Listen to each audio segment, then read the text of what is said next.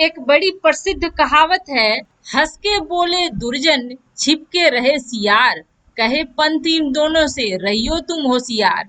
नेपाल ने उस दुर्जन का साथ दिया है जो अब उसको ही निगलने को यहाँहरू तैयार सबैमा हो गया है और उसने निगलना शुरू भी सुस्वास्थ्य, कर सुख दिया है। समृद्धि र सफलता। नेपाल के साथ चीन ने कर दिया है बड़ा खेल। तो रूस ने दो टूक शब्दों में बता दिया कि हम तुम्हारे पिछलग्गू नहीं है चीन, जो तुम्हारी ही बातों पे चलेंगे। रक्षा मंत्री ने रूस में मीटिंग के बाद दिए बड़े संकेत। तो अब भारत के दोस्त इजराइल ने ऐसा क्या कर दिया जिसकी वजह से चीन के नींद उड़ गए हैं। आइए जानते हैं इन सारी खबरों को विस्तार से। दुनिया की सारी महत्वपूर्ण खबरों को एक वीडियो में देखने के लिए इस चैनल को सब्सक्राइब करें और बेल आइकन को दबाना न भूलें।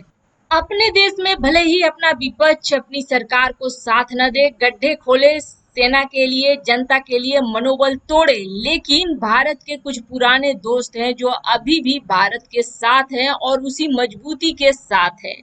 हाल फिलहाल में रूस ने कुछ ऐसा किया जिसके बाद चीन को लगे हैं झटके। चीन को इसलिए झटके लगे हैं कि चीन यह सोचता है कि उसके व्यापारिक संबंध रूस के साथ ज्यादा हैं, इसलिए रूस हमेशा वह फैसला लेगा जो फैसला चीन के भले के लिए होगा या चीन के फायदे के लिए होगा। लेकिन ऐसा क्या होने जा रहा है? जिस तरह से रूस ने पहला कदम उठाया है उसे देखकर तो साफ साफ लगता है कि नहीं। आपको बता दें, संयुक्त राष्ट्र सुरक्षा परिषद में भारत की अस्थायी दावेदारी का कभी भी समर्थन नहीं करेगा चीन। चीन कभी नहीं चाहेगा कि यूएनएससी में भारत एक अस्थायी दावेदार बने। लेकिन ऐसी स्थिति में एक बार फिर खुलकर रूस सामने आया और रूस ने कहा कि भारत में वह क्षमता है और भारत को इसकी दावेदारी मिलनी चाहिए, भारत को इसका अस्थायी सदस्य बनाना चाहिए। हालांकि हाल के दिनों में भारत अस्थायी सदस्य बना है और निर्विरोध चुना गया है 1 साल के लिए। लेकिन अब रूस चाहता है कि यह परमानेंट हमेशा के लिए एक अस्थायी सदस्य के रूप में हो जाए और बहुत जल्द वह दिन भी आ जाएगा, क्योंकि इस वक्त भारत की स्थिति ऐसी है कि दुनिया के देश इसके बगैर नहीं चल सकते हैं। चीन के सपनों को झटका इसलिए भी लग रहा है क्योंकि राजनाथ सिंह रूस पहुंचे हुए हैं और सभी को पता है कि रूस पहुंचने का खास मकसद क्या है। वैसे तो विक्ट्री डे की परेड में नरेंद्र मोदी को बुलाया गया था जो भारत के प्रधानमंत्री हैं, लेकिन वहां पहुंच गए हैं रक्षा मंत्री, वो भी ऐसे मौके पर जब भारत और चीन में तनाव है और भारत को हथियारों की बहुत ज्यादा जरूरत है। तो ऐसे में अब जो राजनाथ सिंह ने वहां से संकेत दिए हैं उसको अगर आप समझेंगे तो रूस फटाफट डिलीवरी करने के लिए तैयार है भारत को उन सारी चीजों की डिलीवरी करने के लिए तैयार है रूस, जिसकी जरूरत आने वाले समय में पड़ने वाली है। खास तौर पर रक्षा मंत्री इसलिए ही गए हुए हैं रूस ताकि इन चीजों को तुरंत डिलीवर करा सके। आपको बताते हैं जो भी डील भारत की हुई है S-400 को लेकर, MiG-29 को लेकर या फिर सुखोई को लेकर रूस के साथ, उसमें यह था कि जल के रास्ते थे, समंदर के रास्ते से ये पहुंचने वाले थे भारत, जिसमें काफी समय लग जाता। लेकिन मौजूदा हालात को देखते हुए भारत ने रूस से यह रिक्वेस्ट करी है कि इसको बाय एयर यानी हवाई रास्ते से भारत पहुंचाया जाए ताकि भारत जल्द से जल्द ये सारे सामान पहुंच जाए। अगर ये सारे सामान जल्द से जल्द पहुंच जाते हैं तो भारत काफी मजबूत हो जाएगा। ऐसे में अब रूस ने साफ संकेत दे दिया है कि हाँ वह ऐसा करने जा रहा है। यह चीन के लिए एक बहुत बड़ा झटका है। यह इसलिए झटका है क्योंकि रूस भारत की ऐसे वक्त पे मदद कर रहा है जिससे चीन कमजोर होगा और भारत मजबूत होगा। और ऐसा नहीं है कि चीन को इसकी भनक नहीं लगी और चीन ने इसका विरोध नहीं किया।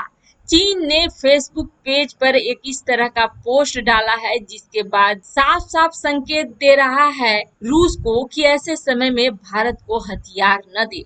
हालांकि लिखने का तरीका बहुत ही मीठा है कि ऐसे समय में अगर रूस भारत को हथियार देता है तो दोनों के दिलों में यानी कि भारत और चीन के दिलों में जो नफरत है वो खत्म नहीं होगी। शब्द बहुत अच्छे हैं लेकिन इसका अर्थ बहुत ही बुरा है। इसका अर्थ यह है कि चीन को लग रहा है डर कि भारत इस वजह से बहुत मजबूत हो जाएगा। लेकिन रूस ने चीन की बात नहीं मानी और उसने चेता भी दिया है कि रूस का व्यापार चीन से मात्र 15% का चलता है, जबकि 40% का यूरोपीय यूनियन से चलता है और रूस किसी भी हालात में चीन के ऊपर निर्भर नहीं है, इसलिए वो उसके ऊपर धौंस दिखाने की कोशिश भी नहीं कर सकता है। भारत के साथ रूस के व्यापारिक संबंध भी हैं और सांस्कृतिक संबंध भी है। ऐसे में वह अपने दोस्त की मदद करने के लिए बिल्कुल खुला है। तो एक तरफ हथियारों की डिलीवरी और दूसरी तरफ यूएनएससी में भारत का समर्थन करके रूस ने जता दिया है कि उसके इरादे क्या है। जिस नेपाल ने बहुत ज्यादा मदद की और उड़ रहा था चीन के बहकावे में, वह नेपाल असल में कब्जे में जा रहा है चीन के। भारत से सीमा विवाद के बीच जिस चीन के साथ नेपाल के नेता बैठक कर रहे हैं, उसी ने तिब्बत में सड़क निर्माण के बहाने नेपाल की जमीन पर कब्जा कर रखा है। सरकार की ही एक रिपोर्ट से इस बात का खुलासा भी हो गया।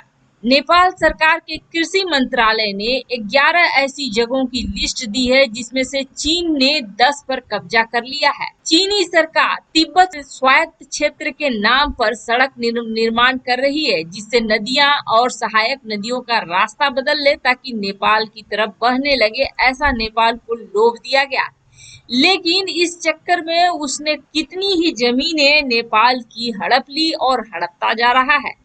चीन के निर्माण कार्य की वजह से बगडेरा खोला नदी, करनाली नदी का रास्ता बदल गया और हुमला जिले में 10 हेक्टेयर जमीन पर चीन का अतिक्रमण हो गया है। और अब चीन इन इलाकों पर अपना पोस्ट भी बनाने वाला है, जहां सशस्त्र पुलिस बल तैनात रहेगी।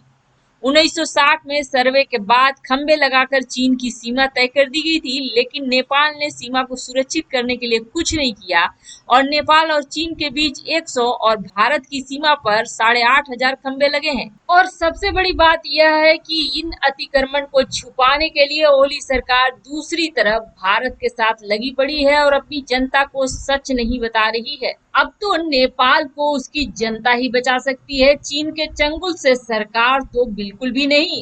वहीं दूसरी तरफ भारत के सदाबहार दोस्त इजराइल ने दिया बड़ा संदेश और यह संदेश चीन के लिए बड़े झटके से कम नहीं है। आपको बता दें, इजराइल ने कई बार भारत को साथ दिया है, चाहे वह कारगिल का वक्त हो या बाकी समय में जब तनाव हो। इजराइल भारत के साथ सशक्त होकर खड़ा रहा है।